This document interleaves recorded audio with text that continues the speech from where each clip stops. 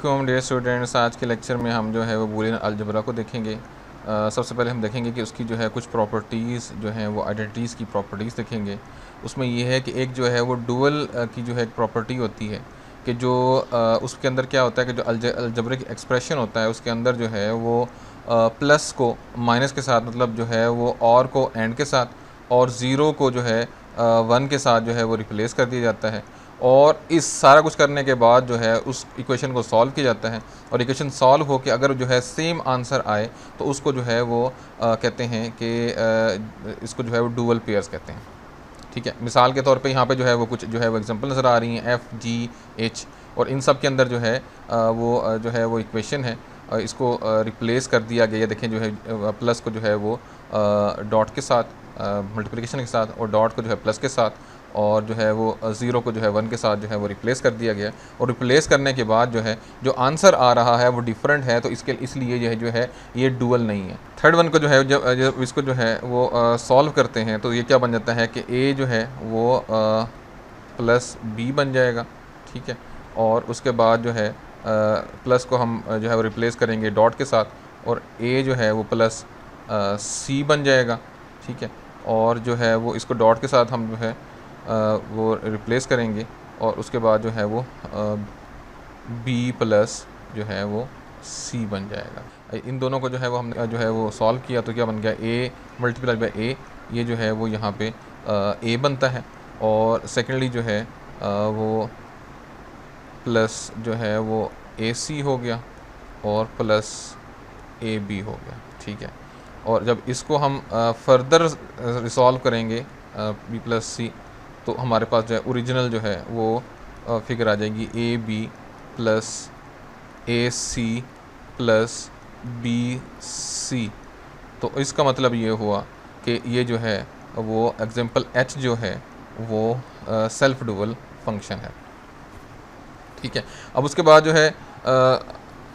हम जो है वो देखते हैं बूलियन जो ऑपरेटर्स होते हैं उसके प्रोसीजर्स को देखते हैं कि जो बूलियन एक्सप्रेशन होती है उसका जो ऑर्डर होता है उस ऑर्डर में सबसे जो है वो हाई प्रायोरिटी होती है पेरेंथेसिस को, फिर उसके बाद जो है नॉट को जो है वो प्रायोरिटी होती है, उसके बाद फिर एंड, और सबसे आखिर पे जो है वो और को होती है। मतलब एक एग्जांपल है जैसे एफ इज़ इक्वल टू ए जो है वो पेरेंथेसिस स्टार्ट हो रही हैं बी प्लस सी, पेरेंथेसिस स्टार्ट होगी सी प्लस डी, तो इसके अंदर सबसे पहले जो है वो इनको जो पेरेंथेसिस होगी इसको सॉल्व करेंगे। ठीक है, पेरेंथेसिस को सॉल्व करेंगे, उसके बाद अगर जो है वो कहीं पे नॉट है तो उसको सॉल्व करेंगे, और उसके बाद जो है वो पहले एंड को सॉल्व करेंगे। एंड मतलब जो उनके दरमियान में जो मल्टीप्लिकेशन है उसको सॉल्व करेंगे, और उसके बाद मतलब ये जो है इसको इसके साथ, इसको इसके साथ, और उसको करेंगे, और एट द एंड जो है वो हम जो है वो और को मतलब प्लस को जो है वो एंड पे जाके हम इसको सॉल्व करेंगे। तो ये जो है वो इसका जो है वो प्रेसिडेंस हो गई बूलियन ऑपरेटर्स की।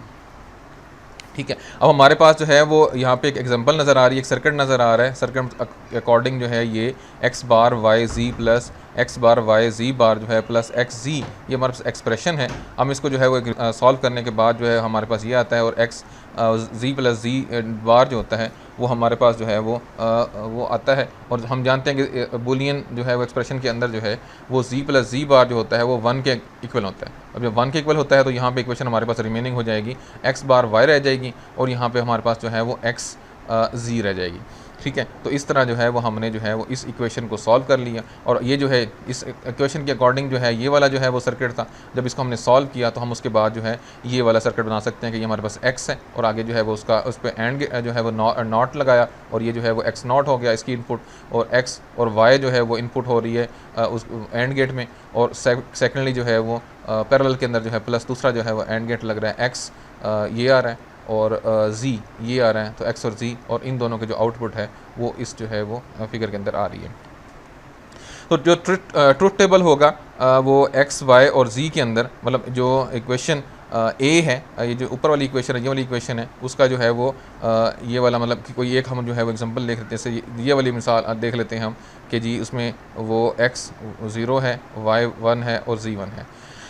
एक्स 0 है, इस समय एक्स 0 है तो यहाँ पे जो है वो एक्स 1 बन जाएगा, क्योंकि जो है वो नॉट लगा हुआ है तो 0 और ये 1 में कन्वर्ट हो जाएगा। और यहाँ पे जो है वो हमारे पास जो है ये वाला यहाँ पे इसको 3 इनपुट्स जो हैं वो जो जा रही हैं, एक y आ रही है, तो y जो है वो 1 है, तो वो भी 1 आ गया, और z भी 1 आ गया, तो इसका आउटपुट जो है वो 1 आ गया। ठीक है, 1 आ गया। और जो है सेकेंडली ये जो गेट लगा हुआ है x बार y, इसका भी जो है वो x बार जो है वो x0 है, तो x बार जो है 1 हो जाएगा, और y और z जो है वो भी z जो है वो उसका नेगेटिव यूज़ हो रहा है, तो ये 1 था तो ये 0 बन जाएगा, तो इसका आउटपुट जो है वो हमारे पास 0 आएगा। ठीक है, और सेकेंडली ये वाला जो है इसके अंदर क्या है कि जो है वो एक इनपुट आ रहा है, z आ रहा है, x आ रहा है और z आ रहा है। x जो है हमारे पास 0 है और z हमारे पास जो है वो 1 है, तो ये इसका इनपुट भी जो है वो आउटपुट जो है वो 0 आएगा। अब ये जहाँ चूँकि यहाँ पे जो है वो और गेट यूज़ हो रहा है, तो अगर हम और गेट में हमें पता है कि अगर किसी का भी अगर एक आउटपुट हो तो वो बाकी बेशक सारे 0 भी हों, तो यहाँ पे फाइनल आउटपुट जो है वो 1 आएगा। तो इस कंडीशन में हमारे पास जो है फाइनल आउटपुट 1 आ रहा है। सिमिलरली हम जो है वो इसी को हम देखते हैं कि हमारे पास जो है x जो है 0 है, y 1 है और z 1 है, तो x हमारे पास जो है वो 0 है, तो या उसका नॉट जो है वो 1 बन जाएगा, और हमारे पास जो y है वो भी 1 है, तो इसका इनपुट जो है वो 1 आएगा। और सिमिलरली जो है x हमारे पास और x हमारे पास 0 है और z हमारे पास जो है 1 है, तो इस एंड गेट का जो है आउटपुट जो है वो 0 आएगा। अब यहाँ पे आगे फाइनल और गेट लगा हुआ है, तो इसका 1 है और इसका 0 है, तो हमारा फाइनल आउटपुट जो है वो 1 आ जाएगा। तो इस तरह जो है हमने एक कम्प्लेक्स जो है वो इक्वेशन को इन चीज़ों के ज़रिए जो है ना हमने इसको सिंपल इक्वेशन के अंदर जो है वो रिजॉल्व कर दिया, और उसका जो ट्रुथ टेबल है वो हमने जैसे एक एग्जांपल चेक की, इसी तरह जो कोई भी हम वैल्यू चेक करें तो उसके ऊपर जो है वो बिल्कुल वो सेम वैल्यू आ रही है। ठीक है, अब हम जो है बूलियन अलजबरा की मैनिपुलेशन देखते हैं, क्योंकि इस तरह जो है वो मैनिपुलेट होता है। अब उसमें ये है कि कंसेंसस जो है वो थ्योरम कहते हैं। इसका जो प्रूफ ये है कि A B plus A H D, ये जो है फर्स्ट स्टेप हो गया। उसके बाद जो है वो A B plus A C plus 1 dot B C हम कह सकते हैं कि 1 के साथ इसको मल्टीप्लाई का कोई फ़र्क नहीं पड़ेगा। और हम जानते हैं कि जो 1 होता है मतलब कोई भी जो हमारा जो है वो वेरिएबल है उसको उसके कॉम्प्लीमेंट के साथ हम प्लस करें तो रिज़ल्ट जो है 1 आता है। ये हम ऑलरेडी डिस्कस कर चुके हैं। तो इस तरह जो है वो हमारा जो है ये इक्वेशन को हम जो है जिस तरह हमने जो है इसको सॉल्व कर दिया। हम जी ऑलरेडी जो है वो डी मॉर्गन्स लॉ देख चुके हैं, उसके अंदर जो है वो हम इसको सॉल्व कर चुके हैं। तो हम देखते हैं अब हमारे पास दो इक्वेशंस हैं, एक इक्वेशन जो है ये वाली है और एक इक्वेशन ये है। हम इसको किस तरह रिजॉल्व करेंगे। अब जो है पहली F1 हम एग्जांपल लेते हैं, तो उसके अंदर क्या है कि उसको हम लिख सकते हैं y और x बार z बार,